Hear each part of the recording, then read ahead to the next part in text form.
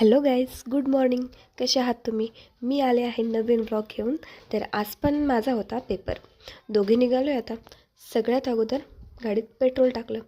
मग माझ्या पोटात, कारण सकाळी घरून न खाता निघाले होते, म्हणून हे माझ्यासाठी एका बेकरीतून गरमागरम समोसे आणि कचोरी घेतली. मग ते खाऊन निघालो. आम्ही चिखलीत पोहोचलो आणि आम्हाला जायचं होतं आज रेणुका मातेच्या मंदिराला.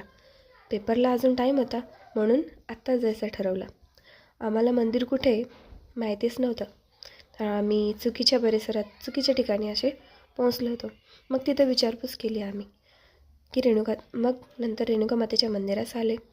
तिथे मस्त असे दर्शन वगैरे घेतली. रेणुका मातेचं मंदिर, रेणुका माता खूप छान होते. मस्त दर्शन वगैरे करून मस्त असे आम्ही दर्शन घेतले. आणि रेणुका मातेची मूर्ती खूप छान होती. पाहू शकता तुम्ही, मंदिरचं स्ट्रक्चर पण खूप भारी होतं. मस्त असं तिथं करमत होतं.